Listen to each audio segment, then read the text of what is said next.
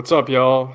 How's it going? Welcome to it's actually episode 5. I know you put episode 4, but we had one on Twitter. Yeah, I don't know, I thought about, for those... continuity's sake, just the Twitter Spaces episode, just it was good. Yeah. If you haven't checked it out, definitely do so. Definitely, yes. Yeah, that was a really fun conversation to have. Those guys are really smart, like David and Bert and those guys. Yeah, I learned a it's lot. cool. I've been following Quinta versus GMX lately, and like their risk management strategy is like winning. Their LPs are winning. Like GLP holders right now are getting some principal because traders are winning, but the risk management strategy of Quinta means their stuff usually is on the up and up, less volatile as well. Yeah, they're really, really legit. And actually recently, I think it was yesterday or this morning, Synthetics announced OP incentives for perps. I didn't have time to look into it, but there were some OP incentives announced for It's Synthetics. like over really $10 cool. million, or it maybe What? even over $20 million. It's like, it is insane. That's like the Kane.eth. He was like a seed investor or a very early investor and very early adopter for Optimism. So Yeah. that's like the ultimate cash in moment. I mean, Oh dude, my God. Quinta's going to be crazy. I'm not invested in them or anything. I'm probably not going to, just because I love watching coins go up that I don't invest in. But Yeah. they're totally on it. I was super impressed by them. You know what? You might be the only person who can say that who I actually believe. Like, you said that in all honesty. I hate watching tokens go up that I'm not invested. I hate being sidelined. It's awful. I want everyone to lose except for me. No, I've given up caring. I'm like too busy with work. It's like, if I can work hard and have a nice career making less money than all the people I serve, then that's fine. I don't care. It's very noble. It's very noble. Nice. Yeah, All right. Awesome. Let's get into it. So originally we wanted to talk about stablecoins in general, and talk about Ethos a little bit, because that has recently launched on Optimism, and just talk about the stablecoin space, and get your thoughts on that as you bite into some chicken. I think that looks really good. I should have eaten before this. Darn. Oh well. Okay. I'm about to make you so hungry. Yeah, damn it. Okay. I'm just gonna power through. Yeah, and then so a16z yesterday.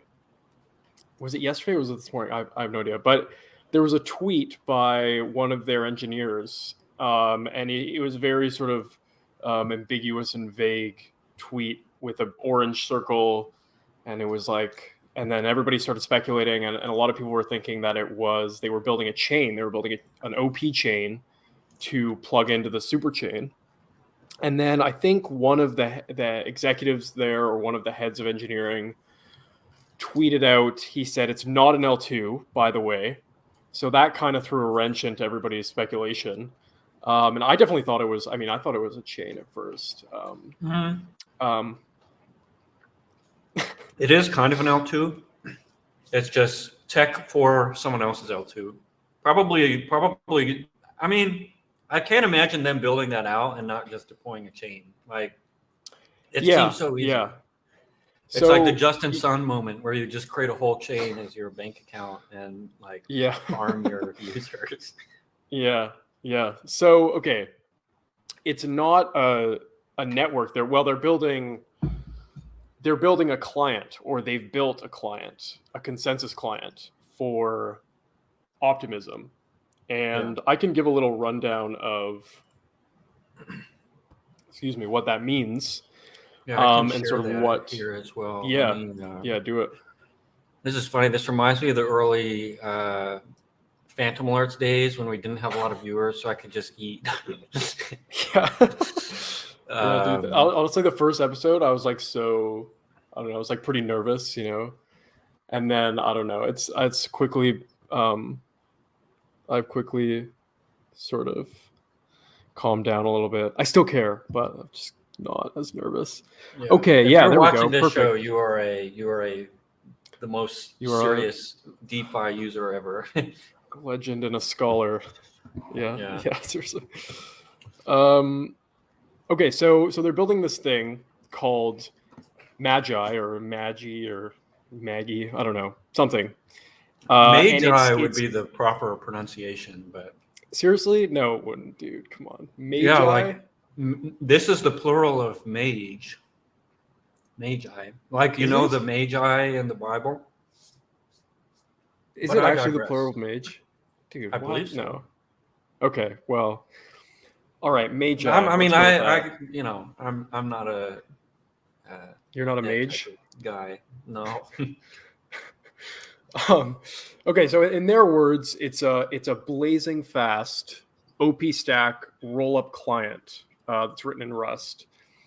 And rollup client is just the L2 term for consensus client. And so for anyone not familiar with what a consensus client is or an execution client is, I'll give you a little bit of a rundown here. So before the merge, the consensus and the execution layers were different networks, right? Like all the transactions and all the user activity on Ethereum was happening at the execution client, at the execution, what is now the execution layer. Yeah. And it was one client software that was provided the execution and the consensus sort of environments. So it was one client software. And then the consensus layer pre-merge was the beacon chain that was running sort of separately. It was doing its own thing. And then the merge just combined the two. And so now you've got the execution layer and the consensus layer, and they're run by different client software. So the execution client it listens to new transactions broadcasted in the network, and then it executes them, hence execution, in the EVM. And it holds the latest state of, and the database of all the current Ethereum data. And then the consensus client is what implements the proof of stake algorithm, and it enables the network to achieve agreement based on the data provided by the execution layer. So you've got these two layers, and they've got two different clients, and this is post merge. Yeah. I guess yeah. A simple way to put this is like the consensus is validation of everything that's happening on the execution layer or the execution environment, the trusted computing space, whatever you want to call it. So it's like, validators, whatever you want to call them, node operators are collaborating to ensure that everything that's happening underneath is according to like everything kind of it meshes together. So any update to state is done in the proper order and doesn't invalidate another update to state elsewhere. And that's like the really cool thing. It's like by ordering everything and by updating all the state at once and making sure that there aren't things like race conditions, there aren't things like, it's hard to kind of corrupt memory or whatever. You're able to keep up to date, and you're able to do these like really high security use cases. And I guess I don't know why Magi exists, quite frankly. Okay. Maybe I might have an answer. Okay, nice. For you. So, multiple. I think ETH, like the mainnet, has 4. I hope I get this right, but it's four execution clients and 5 consensus clients. Mm-hmm. And then the L2s like Arbitrum and Optimism have 1 consensus client as of now. Yeah. So like that's like the reason you want multiple clients is because if you have one client and it fails, then the network is kind of like, excuse my French, but it's kind of fucked. So you want client diversity. You want multiple clients so that you have more of like the responsibility is shared across multiple people or nodes or whatever. Yeah, so it's exciting because Optimism will probably become the first L2 to be multi-client and not single client. Okay, so this is like kind of like you have Geth, probably soon you'll have Reth, you have Aragon, all these different Ethereum clients. Okay, cool. So yeah, and the execution clients, I think you can, like the execution clients can be ported over to Optimism pretty easily. I hope I'm using the right sort of terminology, but like the consensus client have to be written from scratch, have to be created. It's like brand new. They're always brand new software, so it's a lot harder to like build up a number of consensus clients. You need like a lot of manpower and you need a lot of work put into it before you can do that. Awesome. Yeah, so A16Z has done that. And I was wondering why they would be the ones to. But they're big investors in Optimism. Yeah, I kind of realized that. Like there was a huge Series B that was like happened a month ago or something. Yeah, so they were leading that. So yeah, that makes sense. Being a little bit of an activist investor. So, well, in that case, I'm not sure we'll see a new chain. I think we will. Like, I don't understand why you'd use kind of the orange circle symbology unless you're following the train of, hey, new circle, new chain, whatever, new super chain. So, I mean, really, like, there's a lot of benefits for them, powering up the Optimism stack. If they have assets on Ethereum, for example, and they want to pump up Optimism and all of their portfolio projects, just deploy on the A16Z chain. They have so many billions of dollars. Just plop them in some custodian or plop your hardware wallets onto your chain, and now suddenly you have a top network. And they can do that. Like, they can just be, I mean, not to say that it's as easy as, hey, I'm a hedge fund manager, I can whip assets around like they belong to me, but they can structure things like that, and they have access to so much capital that it's definitely a possibility. So super duper cool. It's going to be cool seeing the OP stack kind of get fleshed out. Really, like, what I'm excited for is the interoperability mechanics, for example, an Oracle provider that you can just plug and play, bridges that you can just plug and play really easily. So I think that's going to be super duper exciting.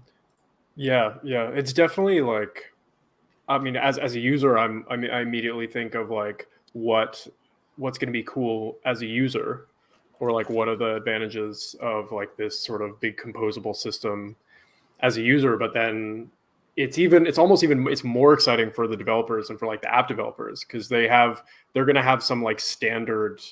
Did you freeze? Oh yeah, you did. Okay. I was like, he just froze on a funny face.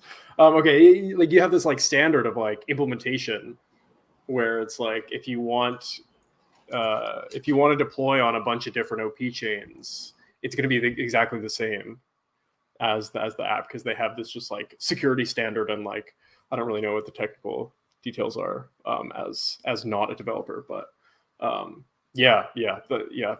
really excited for the future of that, and like more sort of core contributors to the stack. Those being like Coinbase and the OP Labs team right now. Paradigm also a big investor in Optimism, so I'd be interested to see if they come to step to the table with the green circle. Cool. Yeah, dude. Oh my god, I actually I didn't realize this. Like, I was like, I tweeted out this big red day, and it is a really red day. Like, the markets are so down. And then Kevin from Synthetics was like, "Can we possibly have like a green day?" And I was like, "Oh my god!" I totally missed a good opportunity for like a pun or something because I didn't even make the connection between the markets. I know. Anyways, these 5 viewers need you to be on it. Come on! Now. Really letting? Oh, jeez. Oh god!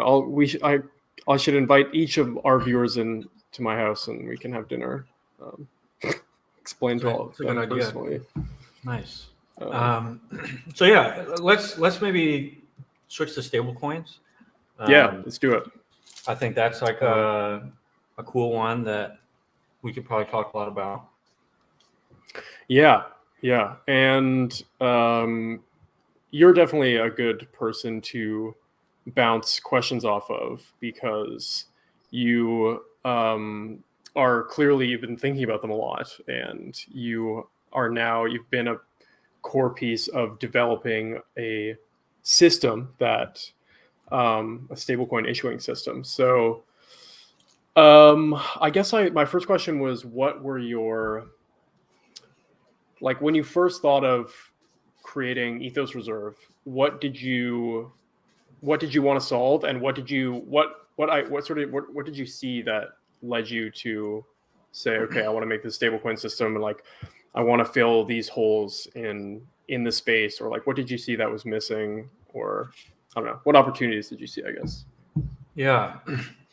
Really, I mean, I think in 2022, kind of what we saw is private capital leaving the market, hedge funds left the market, VCs left the market. I mean, we have a lot of crypto native VCs sticking around, but a lot of the growth we saw in 2021 came from interest rates being low. So capital was cheap and you could get interest in DeFi.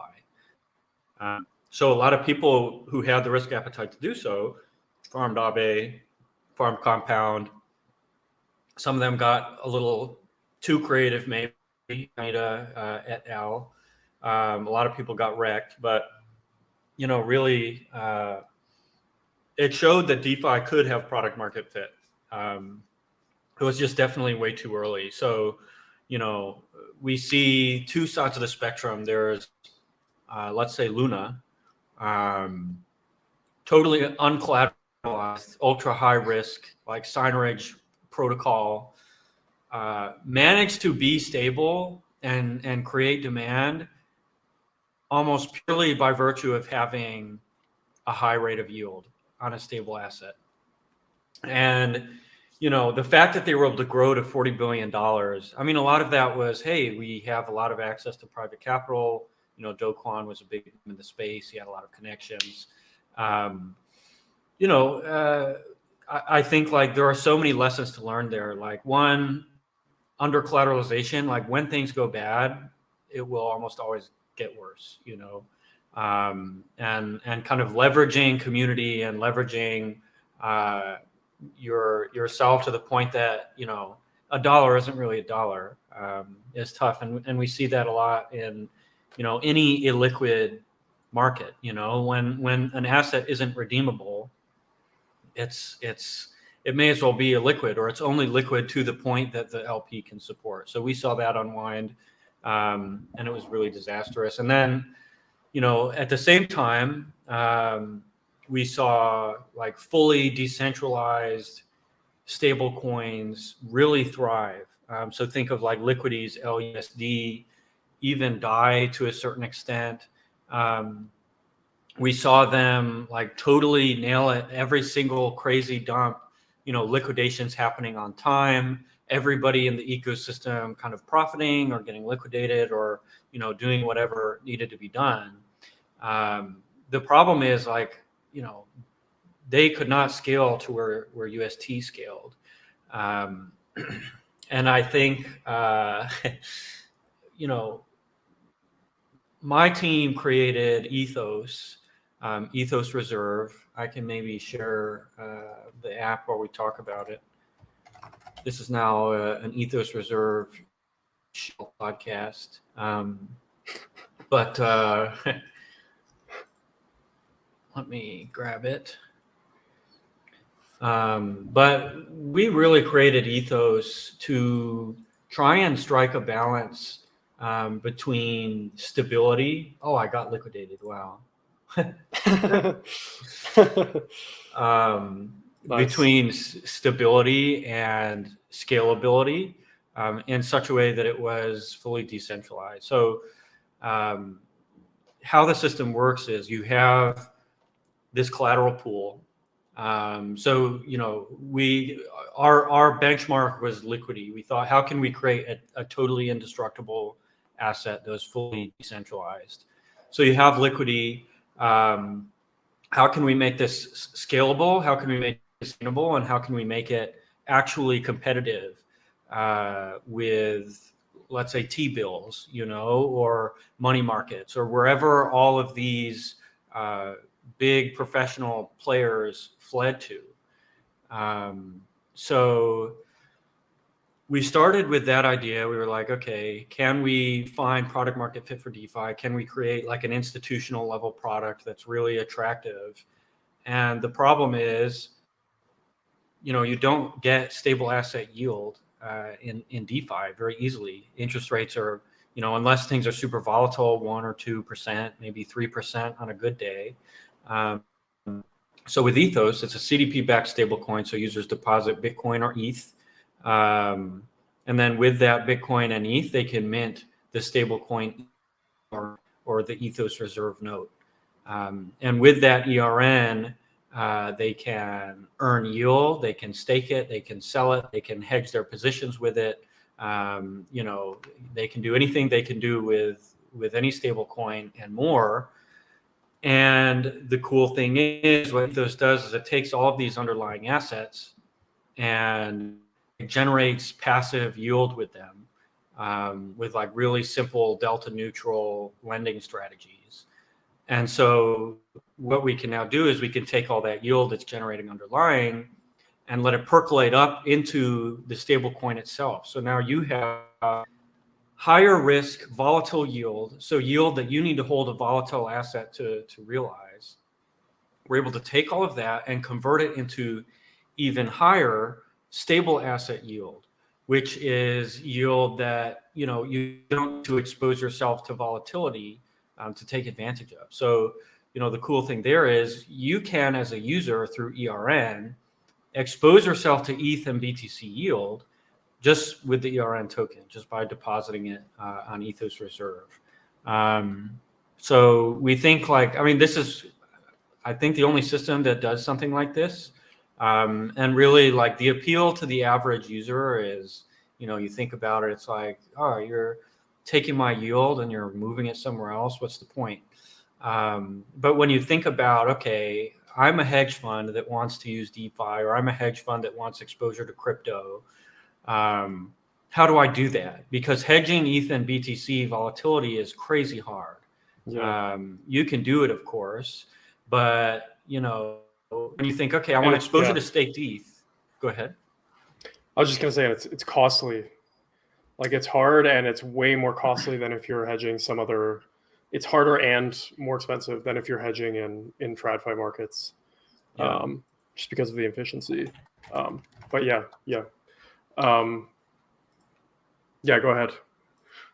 Yeah. Oh, well, it's really just, whether you are hedging an ETH or BTC position, or whether you, just want exposure to the yield that's delta neutral in the form of a stable coin, Ethos Reserve can do that. So it can essentially like transmute, risky volatile yield in, assets that might not be so desirable to a lot of people's risk profiles. You can turn that into, okay, here's a stable asset that draws from all of those yields, and can be like a really excellent addition to, your yield portfolio, or whatever you want to call it. It's also interesting how you're talking about building this in a bear market when competing interest rates in TradFi are really high, and how for DeFi to get any sort of volume or liquidity, it's like there's no reason for big players or even for medium-sized retail to take the risk of going into DeFi when the rates are not competitive at all. And so building this in a bear market when you have these super high rates in the outside world, you have to compete with those rates in an environment where there is not a lot of volume and there is maybe some volatility, but mostly sort of crabbing. And you have to sort of generate these yields in shitty conditions, and it's like, it begs the question, when interest rates go back down and maybe some liquidity flows back into crypto and the market starts to pick up again, it's going to be even more. It's like those positive effects are going to be compounded, and it's like, this is like these conditions are the worst conditions for what the protocol is trying to do, and so it's only going to get better. So it's good timing, I'd say, on your part. Yeah. I mean, the tough thing is, like, when you are totally decentralized, you run into the scalability problems. So if you and viewers recall, when USDC and DAI were depegging, people were trading USDC 1-to-1 for DAI for like hundreds of millions of dollars. I think over billions. And that is their scaling solution. It's like, hey, we're just going to, really just be a USDC wrapper at scale, because, there is that margin of inefficiency for minting a decentralized stablecoin, because that margin is necessary to actually liquidate and remain stable and ensure that under all circumstances, the system remains over collateralized. So kind of where Ethos runs into problems is there's way more demand than there is supply, especially right now. So like getting in and minting ERN, you need to have a reason to do so. You need to be like, okay, I want to hedge my ETH, or I want to hedge my BTC. I want to get a really good loan on it. Maybe use that loan to do XYZ, whatever. But that's kind of the trouble we run into, is how do demand is designed to be crazy high, scale supply, because if you've been messing with the ERN markets at all, it's like always above peg right now.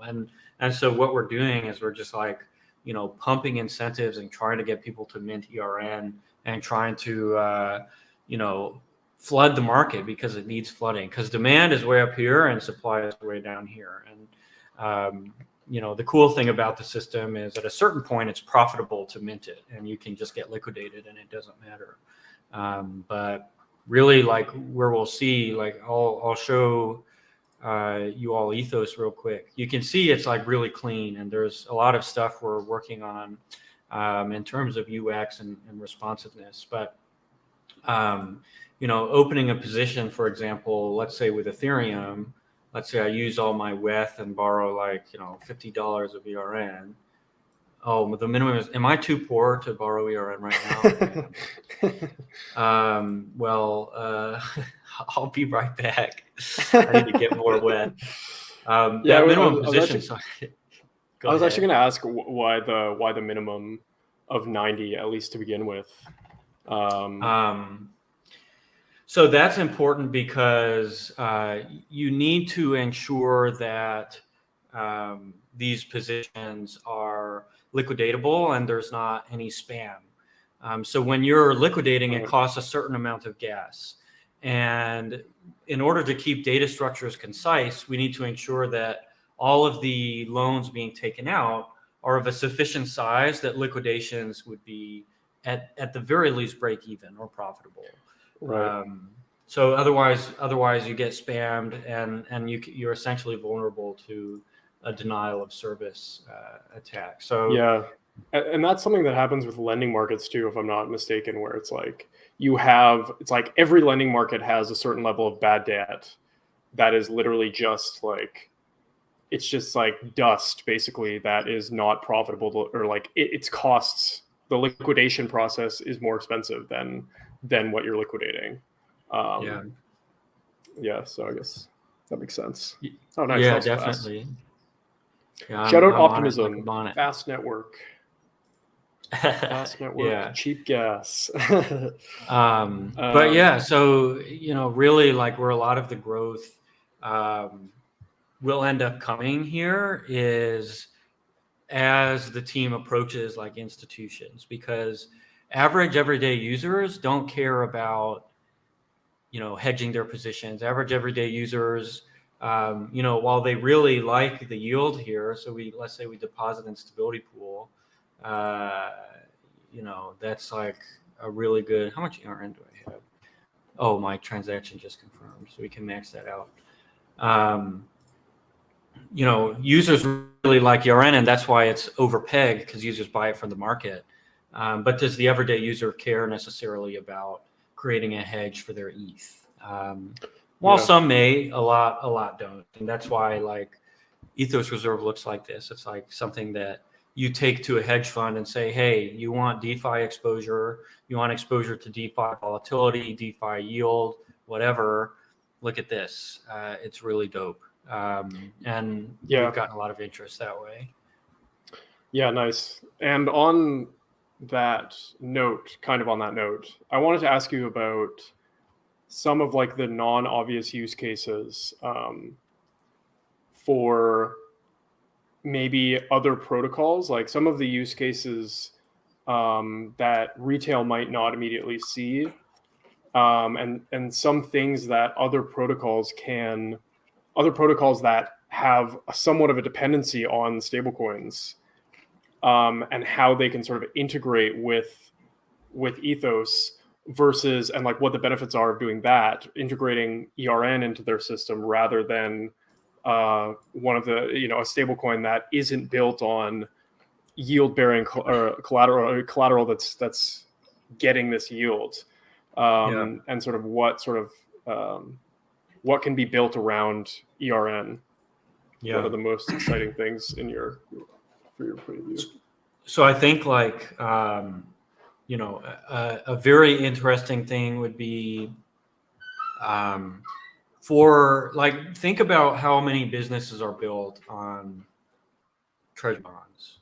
Think about how many businesses are built on, how many hedge funds, how many financial institutions are built on that rate of yield. Now, imagine in the world of DeFi where protocols are integrating with ERN, they're integrating with other decentralized stable coins. What you get with ERN is you get that rate of yield, and because that rate of yield is sustainable, it creates a whole new world of business models for protocols that could potentially build on it. So now, like in the same way Lido makes money by taking a small percent of their staked Ethereum yield, so they're able to make millions and millions a year taking 10% of the ETH staking yield. Any team can now use ERN as a foundation for their protocol. And we see this in synthetic platforms. We see this in some exchanges like Beethoven or Balancer boosted pools, wherein with this token, they can create a service backed by it and then earn yield underlying. And that yield will be sustainable enough to actually build a structure of business around and structure a business model around. And we'll see the same thing over time with hedge funds, private capital, other institutions, where they're building it into their business just because their business is portfolio management, so they're putting it in their portfolio because, hey, this is a great source of yield. It exposes us to volatility. It exposes us to decentralized finance yield. And it's just overall like an exciting product in that way. And yeah, it's like, has a lot of power, and the architecture itself has a lot of power. It's kind of a whole new revenue model for other protocols, or it can be, just building that in and taking a bit of that yield. I'm thinking about like perps exchanges, derivatives exchanges that have like those vaults, those like stable vaults that basically, usually it's like they, the vault holders get some interest, and then they get some fees, and then they usually win when the traders lose, and vice versa. So if you can build ERN into that, that's just a whole new source of yield. Wow, that's really cool. Cool. It's kind of dope. I mean, it's just the power of sustainability. Like generally yield opportunities are a race to zero, but with Ethos Reserve, it's like now there's actually going to be constantly flowing real yield from its underlying asset pool. And it's all built on. That's another good segue, because it's all kind of built on, like, LSDs have really sort of made this possible, I guess, or like LSDs have really sort of opened the doors for possibilities tapping into the yield generated by like block space demand, and I guess I have a question. What do you see anything else in the space like that could advance the possibilities for stablecoins? Because like stablecoins are pretty the popularity of stablecoins really depends on like their longevity is a big one. And it's like how long they've been around and how few incidents they've had. And it's kind of a hard market to break into, because usually new stablecoins don't really get a lot of traction until it's like you have to sort of prove yourself as a stablecoin to get users in. And I wonder if this has kind of stunted the development of stablecoins and like stunted the development of stablecoin systems to an extent. And like the rest of the space is like going crazy with new tech. And so anyways, this is why Ethos is exciting, because I feel like it's kind of matched the level of development that's been going on around us with like LSDs and everything else. I'm going to answer that question, but I'm going to be evil and take a bio break for 30 seconds. Okay. And now you will be left as a solo man to entertain. So I'll be back ASAP. No. All right. Okay. All right. What's up, y'all? Now we can all just shit talk Beavis. Finally, he's gone. What an idiot. No, I'm sorry, Beavis. I hope he doesn't watch the recording. Guys, what's up? I'm actually not on the YouTube channel, and I don't know who's watching, and I should be keeping an eye on the chat. Hold on, let me just open this up. I wish I could see. We're on StreamYard, and I can't see a chat on StreamYard. You can only see it on the YouTube channel. I hope someone has some questions for me. Oh, it's not loading. Oh, God. Charles, the only chat about it. Thank you, Poos. What did I want to say? I wanted to say some other things, and now I forget them.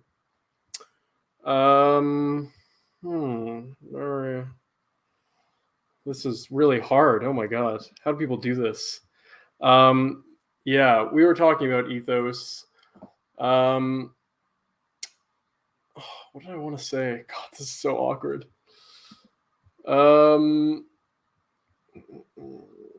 So I don't know who joined recently, but we were talking about Magi before, which is the roll-up client. Oh, thank God you're back. Dude, that was awful. I just embarrassed myself for like a good 1 minute. What did And I you was trying to do? open the chat. I couldn't open the chat. Oh, there we go. Yeah. Dang, look at all Stashes these broadband, comments. nice. Dude, Tully I is know. way better looking than Beavis. Tully is so handsome, it's crazy. We like make fun of him. He's so handsome. It's like, bro, what are you doing? Okay, I was trying to open the chat. I wish there was a chat in StreamYard because I like didn't have the YouTube thing open, and then I was just staring at myself live, saying nothing. Nice. Okay, yeah, cool. All right, I'm seeing the chat. Thanks everyone for bearing with me. Yeah, we've been on the up and up from like what 6 viewers to 12 now. Let's Beast go. mode. Double Yeah. digits. We're once Charles is done with school, we'll level up the production quality a little bit as well. Yes, I was gonna kind of say that earlier, but I didn't want to sound weird. I don't know. I kind of have been just focused on school, and then I realized that Big Red is happening like a day before, and I'm like, oh god, and I haven't done any prep or anything. So I'm gonna finish these finals, and we're gonna get this popping off. I have like my beard and mustache are like striped almost. You see like stripe. And this is from whenever I'm thinking really hard or stressed out, I like pull my hair. I usually bite my. Oh, I love biting my mustache, dude, and like trimming it. So fun. Yeah, yes. yeah. Hell yeah. Oh god. Tridenfeld just said, my mom also described you as embarrassing yourself for 1 minute. You know, man, that hurts. Okay. Well, 1 minute's more than most, so you know, some are getting 0 minutes. So just be proud. Yeah, did it. Okay. Do you remember what we were talking about? Do you remember the question I asked? I think I could reiterate. So you asked me what technical innovations are kind of remaining for stablecoins to actually achieve appreciable market adoption. And I'm going to keep this question in the realm of decentralized stablecoins, because decentralized stablecoins, like I will say, we with Ethos Reserve conquered a lot of problems with decentralized stables, but we haven't conquered one behemoth, and that is scalability. So it's like I was saying earlier, the demand, it's easy to create demand for the ERN token, or it's easy to create demand for any stable coin as long as you can create a source of yield for it. But getting people to utilize a fully decentralized stable, because you have that margin of capital inefficiency, is where the challenge lies. So, you know, with Ethos, it's like, $1.08 is the upper limit. So anything more than $1.08, users are incentivized to just max mint and get liquidated, because it won't matter, because they can just sell to the market and immediately profit. And, you know, the first attempt at scalability was kind of like, in my opinion, a lazy attempt. It was MakerDAO's introduction of the price stability module. So the price stability module is essentially, and we talked about this earlier, but it's a smart contract where you can trade USDC 1-for-1 for DAI. And that's essentially them saying, you know, there's not really any other way we can scale. There's not really any other way we can keep the dollar peg. There's too much demand for DAI and not enough people willing to mint it. Because minting it is almost like a professional act. You know what I mean? It's like something a professional arbitrage or a market maker would do. And so they were like, okay, this is a USDC now. DAI is just USDC wrapper. Great. And one of the biggest things we've been talking about for months and months and months is, how do we get people minting ERN while maintaining decentralization? And that is an immense challenge. And you know, there are a number of ways to do it. Like, we like to think, okay, what if, for example, we let people single stake USDC and we mint them ERN to LP with, and thus they get twice the capital efficiency, for market making in Uniswap. And then we can let market trading volume dictate everything from there. But when you think about it, that doesn't really solve the problem. All you're doing is adding more ERN to the ecosystem, which is going to be bought out of the LP. So, Frax created a really cool solution, the AMO, where they're like, okay, let's just mint Frax into an LP as long as we can ensure that it's going to a stable LP and this, that, the other, which is great. But the thing about Frax is it's more of a farming asset or a utility asset than necessarily a yield-bearing asset. So the problem we run into is demand for yield for ERN is too great to do something like an AMO, because again, all we're doing is introducing new ERN. It's just going to be bought back.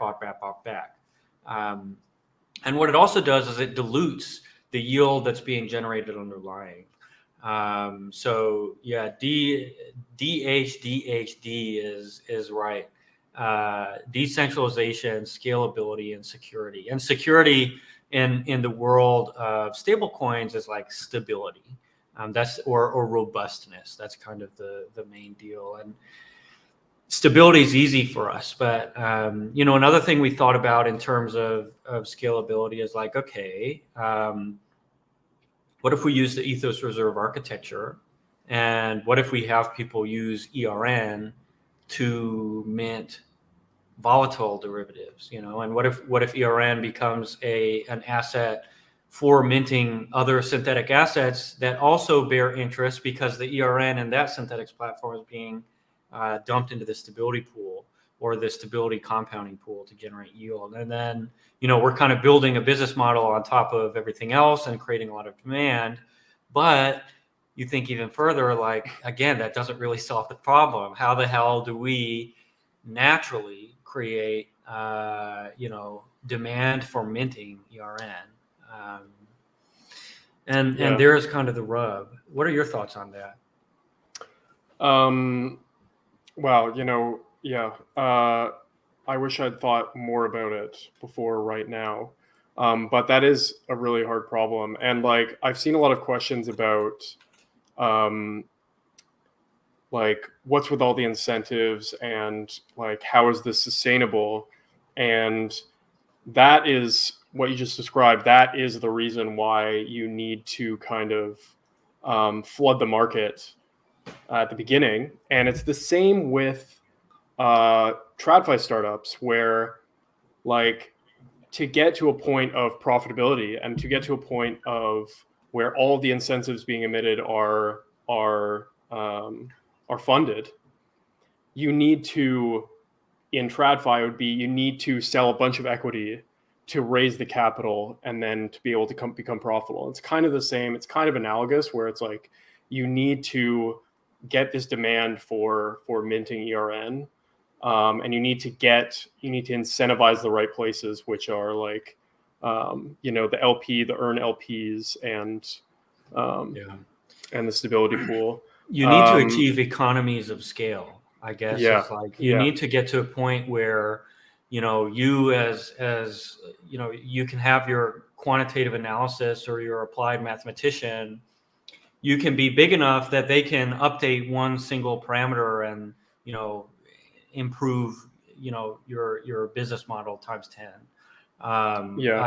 The analog that I like is like when they figured out how to use like 20% less aluminum on making cans, how that totally revolutionized the industry and saved so much money. And, achieving a certain level of scale unlocks a lot of potential. So for example, like, if aluminum cans weren't a giant business, that would be like, you'd like save like $20. So it's kind of like, right now, like with all of the yield opportunities, which aren't sustainable yet, it's like pushing against diminishing returns to see where it snaps back to and where like the right starting point is. Because if you can be really big and loud at the beginning, once you start walking things back, it's much easier to back test than starting at zero and then going up. So you kind of have to take a bold step into the market. And then, for example, like, we have this really big bribe that's matched by Velodrome coming up later today that will, initiate tens and tens of thousands of dollars, I think hundreds of thousands of dollars of incentives over the week for the stable pool. And once that's done, we can see who exits the stability pool to enter the stable pool, who mints ERN, how many people are minting ERN. And then as we walk interest rates back, we can figure out, okay, at what interest rates are things steady? At what interest rates are things downtrending? And at what interest rates are things uptrending? And we can kind of modulate there. So right now it's like kind of a race to dilution and a race to, kind of aggregating some of that DeFi mind share. So it is like, it's like a lot of different variables pulling at each other and kind of tapping against the ceiling. And, next week or a week and a half from now, we cut back yield by 50% and we see what happens. We analyze, we see where growth goes the following week, and then we dial things in. And meanwhile, the Reaper team is working on creating new yield strategies.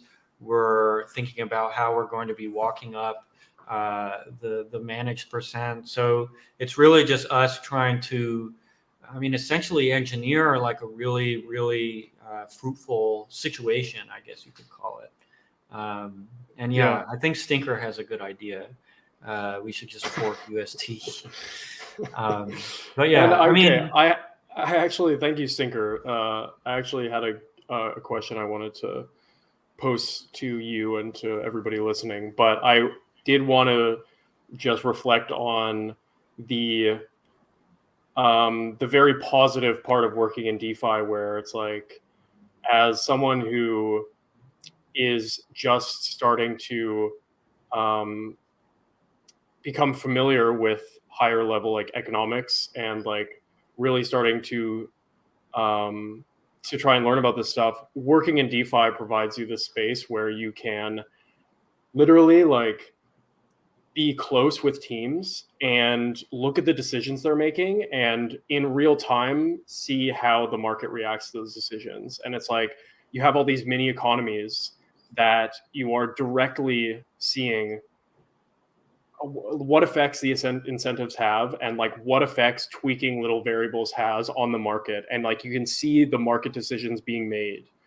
And it's like so amazing because I don't know, when you look at like TradFi, when you're looking at like macro, it's so sort of obfuscated. I don't know if that's the right word, but it's so like, like incentives and like the actual effects in the market are so, there's so many things in between and intermediaries. And there's like so much like, I don't know, there's just so much like opaqueness. And in DeFi, it's just, I don't know, it's just really easy to see like direct effects of like different parameters being tweaked. So anyways, that, it's just, it's cool. It is really cool. I think, it's always like you can guess at demand, but really like all you can do is backtest. And I guess like to give you an idea of how does Oath Foundation decision making work, and how does it succeed in such a way that we can kind of programmatically gain market share over time. And really that happens just through data-driven decision making. And I guess kind of just looking at, let me see if I can pull up a good picture here. Open link in new window. Okay, so let me share something real quick. Cool. I have a follow-up question based on, I don't know. I had a question that I am excited to get your thoughts on, based on Stinker's comment as well. Shout out Stinker. Dude's Yeah, been shout out or Stinker. lady, He's cool. been around, been in the Discord. All right. This is a new technical innovation I've created, Microsoft Paint. So decision making in DeFi, especially as it pertains to governance related decision making, risk related decision making, anything that is centered in a market. And I'm just using a Brownian motion because it's very normal. But think about any random distribution or representation of randomness, stochastics, whatever, mathematically. Now, a lot of decisions are made in crypto, and let's say the perfect decision is the one right down the middle. That's what we're really looking for. That's the beautiful ultimate decision. You make your decision here, and as the market acts upon it, you can see, maybe this decision ends up over here, or maybe this decision ends up down here. And kind of how we make decisions as Byte Masons is we do some good old fashioned, oh gosh, let me see if I can figure out how to do this. We do some good old fashioned back testing, and we do some good old fashioned chopping up of the decision making process, such that we're learning as much as every single block. We're learning every epoch. We're learning every time a user makes a decision on one of our platforms. And now, let's say each of these represents, say, a week of making a decision and then back testing. Worst case scenario, we're up here, and then we re-optimize for the next given week. So you can see by making more frequent decisions and more frequent changes, which can be kind of annoying to the end user. So we see there is, one of the downsides of doing this is there's a lot of fatigue for the people who just want to set it and forget it, especially when it comes to market liquidity, incentives, etc. So, as we walk our way toward the finish line throughout this decision-making process, we'll be way more centered. And our worst case scenario is suddenly a lot better than someone else's worst case scenario. And, as we continue to walk it down, it works out really well for us. And, a lot of stuff we're working on programming these decision-making processes in smart contracts, such that, when it comes to governance-related decision-making, as it pertains to risk, as it pertains to liquidity, as it pertains to whatever, things can react not only epoch by epoch, let's say the epoch is a week, but block by block. So literally, you have a governing algorithm or you have a governing system that can take a look at what's happening every time someone enjoys it, and then update to optimize from there. And that's something that smart contracts give us that nothing else really can, because risk management and banking, there are so many moving parts. You need to have one centralized party that's making these grand, huge decisions. And when everything is being orchestrated at a more granular level, it's harder to make big mistakes. And we see mistakes, long tail effects of mistakes. So someone makes a decision in 2009, for example, and now in 2022, we're seeing what happens, and we're getting messed up for it. And this is what's really cool about DeFi, and this is why we'll see DeFi really win the market, and hopefully by extension, a lot of the firms we work for, like Oath and Grain, is by making decisions data driven to the degree of almost being algorithmic, and by ensuring that these decisions are being made frequently enough that they're never invalidated by market forces. At that point, it's a big win, and that's our approach to ethos right now. Yeah, that's exactly where I was gonna go with it. Is the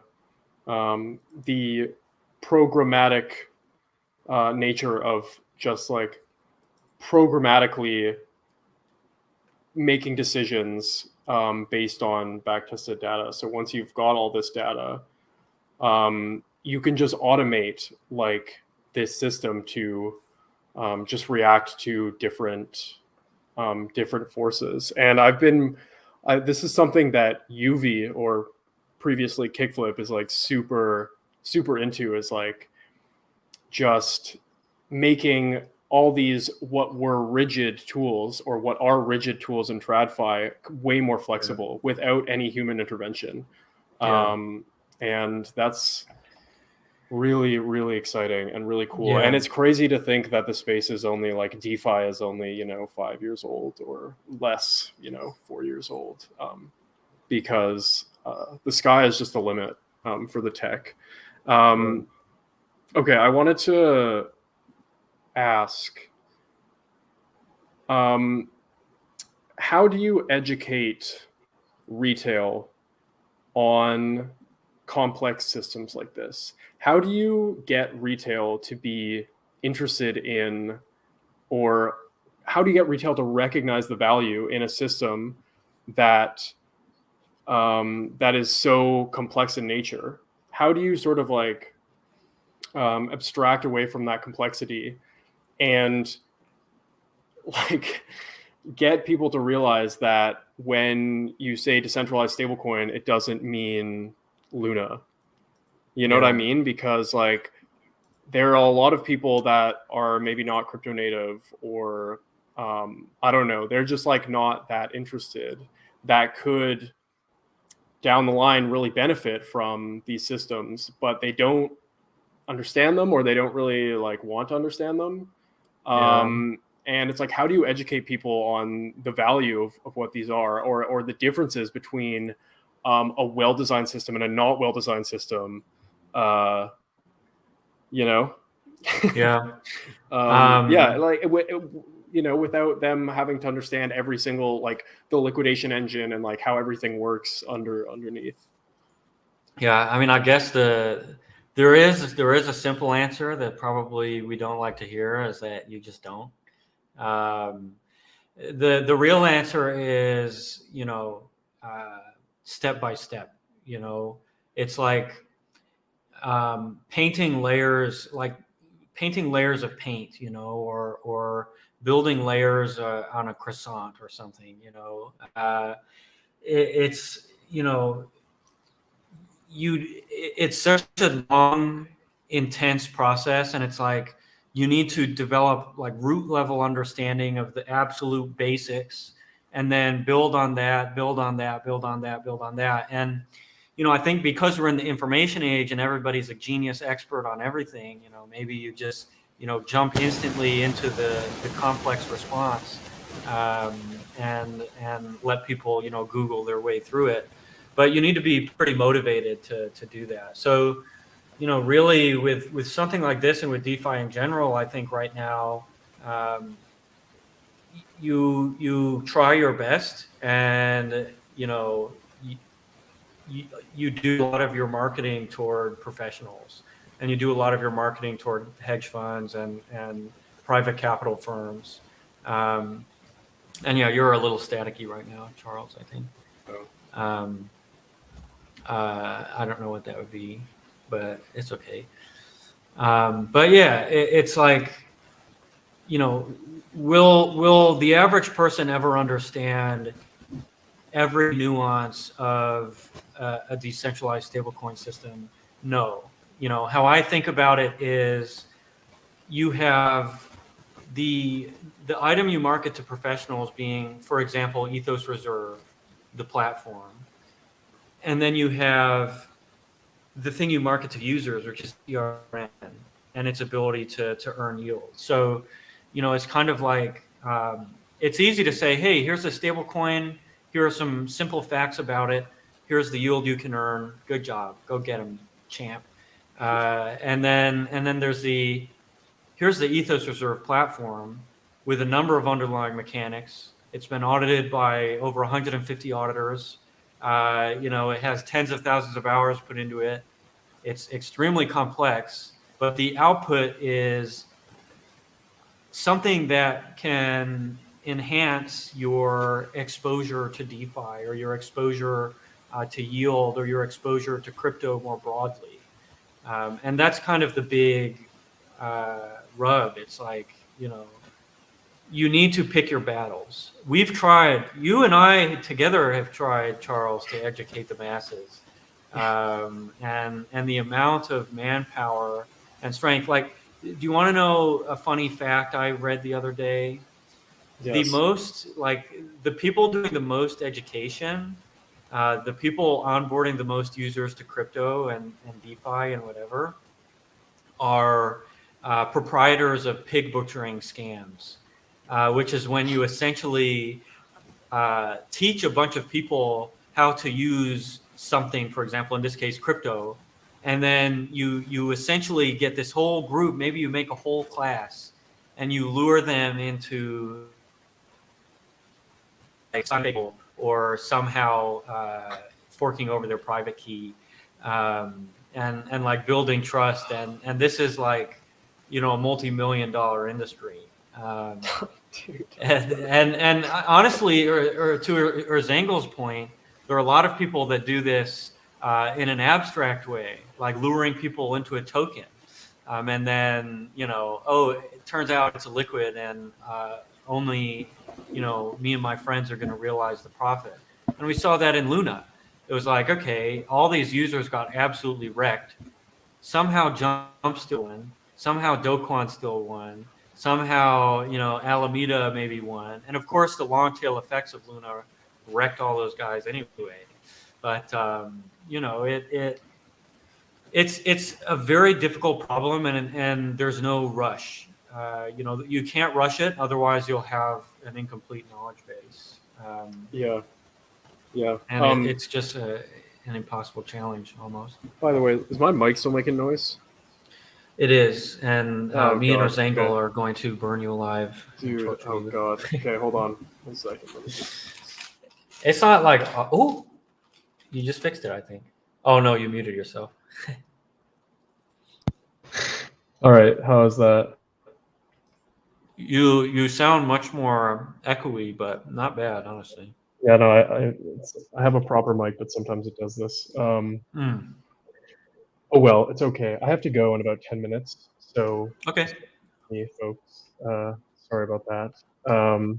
Yeah, no, I'm really excited to go headfirst into educating people and trying to onboard people with my full time, because it's really fun, and it's really fun to talk about DeFi.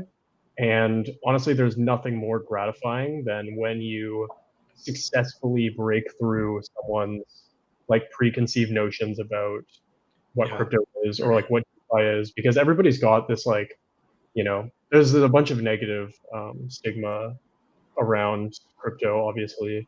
Yeah. And when you can actually like break through to someone who might have that in their head, it's Yeah. amazing. Like when they go, oh wow, that's actually pretty cool. It's like, holy Yeah. crap, I am on cloud nine. And Yeah. I just feel bad for, I don't know. It's like, I guess it's in TradFi too, but like just people who don't really care about finance, and then they just like, all they want to do is just like put their money somewhere, and then they just get absolutely torched by some sort of like some faulty system, or like some over leveraged you know, fund managers. And it's like, Yeah. it just sucks. And then it's just like, oh, finance is just all awful, and like crypto is just this like that times 10.